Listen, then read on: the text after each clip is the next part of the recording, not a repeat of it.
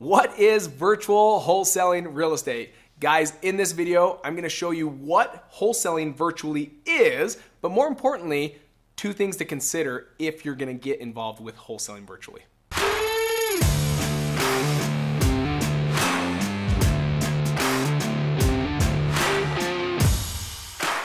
Hey guys, in this video, we're gonna break down the two tips that are absolutely necessary because we're gonna break down not only just selecting your market.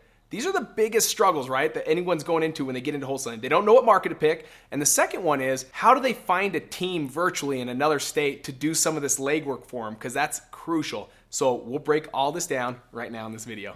All right, tip number one is when it comes to selecting your market, there's so many options, right? We're not just talking 50 states. We're also talking hundreds and thousands of cities and counties. And so how do you get specific? How do you know where to go to start this virtual wholesaling? First and foremost, before I get into this tip any deeper, maybe let's just make a little breakdown of what wholesaling is and how we tie it into it virtually. So if you were to do this in your own market, this would be a simple process. You would learn how to find homes that are either in a distressed situation, maybe it's like ran down, or sellers that are in a distressed situation, maybe they're behind on their taxes or mortgage. And then you meet with these individuals and you end up putting a home under contract. So let's put the contract above them. And because of the condition of the home, or because of they need to close quick, or they want to sell it as is, they don't want to fix it up, you're getting it at a discount. Ultimately what you do is then you sell this contract to a cash buyer for a fee, right? This fee is what's called an assignment fee. The average is right around $15,000 in the nation per deal. So that's wholesaling. Now, how do we make it virtual and what is virtual? Virtual is instead of meeting right here with people in person, you're gonna be doing it over the phone. And usually it's gonna be with people out of state because you're doing it in another state. So at least you get the breakdown of this so we can really break down now into this tip number one. All right, when it comes to picking the state or picking the city or county, because I like to narrow it down, get really niche. Don't just think of state because that's big. You don't want to go big where you cover a whole state right out of the gate. You want to get narrow. You want to think city. You want to think county.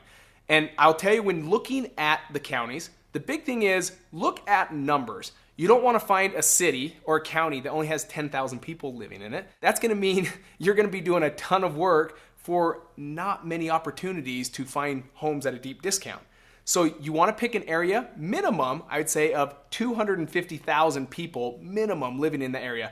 I would go bigger if you can. Now, you might face the risk of when you get to like the million plus, that there's also a lot of other wholesalers in that market. So doing it virtual, you want to kind of hone in on some of these small markets that no one wants to be part of because they're like, I can't make a business out of it. Well, if you can pickpocket, cherry pick a couple of these wholesale markets that no one wants and make 2 or 3 deals a month from multiple markets, now it turns into an actual business. So pick something, 250,000 minimum when it comes to population. The next part of that is picking a state that's a non-disclosure state is gonna be pretty tough. So if you guys just simply Google non-disclosure states, you'll find out that there's 12 states right now in the United States that are non-disclosure states. What does this mean? In the real estate terms, non-disclosure means anytime a home is sold, they're not reporting that to the county. The county doesn't record the price that it's sold at.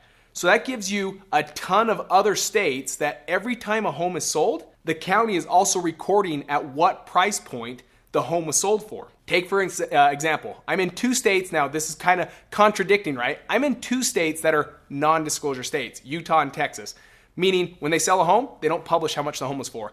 So what you have to do is you have to either have a good friend that's a real estate agent that has access to the MLS. That's where it shows all the sold properties, or become a real estate agent yourself so you have access to that. That's the 2 ways around it. Now, being a non-disclosure state, why do I say try and find something that's a disclosure state, not a non-disclosure state? Because it just makes it that much harder when you're in another state, you're doing maybe business from Utah, but you're doing deals in Florida, let's say. And if you're working in a state that doesn't disclose how much homes are sold, it makes it that much harder to do comps or find valuations of these other homes, what they're selling for. So then it just makes it that much harder. You're giving yourself that much more work to look for a realtor that's going to work with you or somehow get access to the MLS because that is crucial. You got to know the comps. You got to know the values. That's how you know at what price point to put homes under contract. So select homes or select states that are disclosure states, not non-disclosure states. All right, guys, before I go and share our tip number 2 on picking and selecting your virtual market, I want you at this time to hit that subscribe button. Also hit the bell so it alerts when we put fresh new content out there, but also share this with a friend that might be wanting to learn to get into wholesaling, but specifically virtual wholesaling. All right, tip number 2 is building a team on a lean budget. Many individuals that get into wholesaling for the first time or wholesaling virtually for the first time, they also don't have a ton of money to invest in a team. But it's gonna be crucial where I wholesale right here in my backyard, right here in Utah. And even though I have an operation in Texas, we also have an office in Texas with actual people that are part of the team that are physical people, right? Now, what are you gonna do? I want you to ask that question. What does that look like? If you're in Utah, but you're doing business in another state, what are some of the things that you need to have ready so that when you're talking to sellers that could sell you their home at a discount, what are some of the key people that are also gonna be needed for this transaction to happen? And there's really 2 items that you need to consider right now.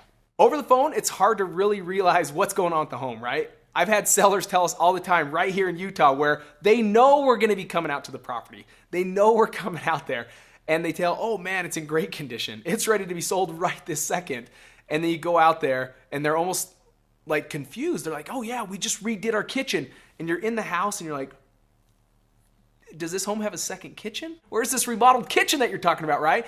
And they know we're coming out. Now, times that, the complexity behind this, of you're just on the phone with the seller and they tell you these things. First and foremost, you gotta go off a little bit of trust, but at the same time, you've gotta verify to see if this stuff really is happening. So your first hire and your first individual is one that's gonna go buy the home and go verify the condition of the home.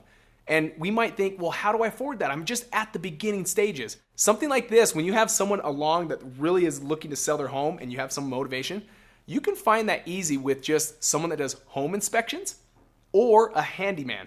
So easy to find, just a national website, it's just Craigslist. Get on there, type in handyman or home inspections, and it'll give you a list of all the individuals in that area that do handyman work, that do home inspections. They're perfect. Why? Because they will probably do it for $50, $75 to just go verify some things.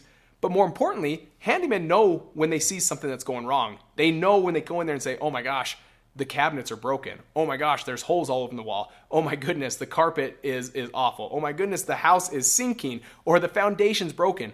Home inspectors can do the same thing. So don't just hire anyone to go out and do the verification of like the conditions. Make sure it's someone that's already in that field, in that space, that also knows construction and can do it for cheap. Now going back to the drawing board, guys, the other individual that you'll need on your team is at some point when you put the home under contract, you're gonna have cash buyers that are all gonna say, hey, I want this deal. How do I go and look at it? What you're gonna wanna do is host one inspection period where they can go take a look and see if they want it, right? But who's gonna be there to monitor this? This is crucial. This is where a deal can go sour. Something that you have a great contract, a home at a great discount, and then cash buyers go to this home and they start talking to the homeowner and starting to muddy the waters and ruin this deal for you. So the same thing, you want someone that you're only gonna host one inspection so that you're not going back multiple times. That gets frustrating to a homeowner. So what you're gonna do is host one inspection and you can get, again, a handyman, a home inspection guy, or even a real estate agent. A real estate agent is a perfect individual because they know the process. They know when they traditionally list homes on the MLS that all communication is done with the real estate agent. That if cash buyers have questions regarding the home, if the real estate agent doesn't know them, he says, if I don't know the answers, I still want you to ask me. Don't ask the homeowner, and I will go and ask the homeowner and I'll get back to you with the answer. So making sure that process is key and in place. Those are the 2 main people right out of the beginning, because a lot of it's going to be a lot of sweat equity. It's going to be you doing your thing on the phone and talking to people, building trust and negotiating over the phone. But once you have that contract, you get those 2 people in place and you'll be able to take this virtual wholesaling business to where you're doing multiple deals out of state, not in your own backyard, and then you can choose to scale to many states if you choose to. Hey guys, as a gift to you, I want you to click on the link in the description that gives you free access to a guide that shows you how to select virtual market across this nation. But ultimately what it is, it's gonna give you the 10 hottest markets that you'll want to do virtually so that you can get out of your own way and not have to spend so much time looking for it, but just get out of your way, get out there and do a deal in as little as 30 days. Head on over, click on that link, and I'll see you in that training.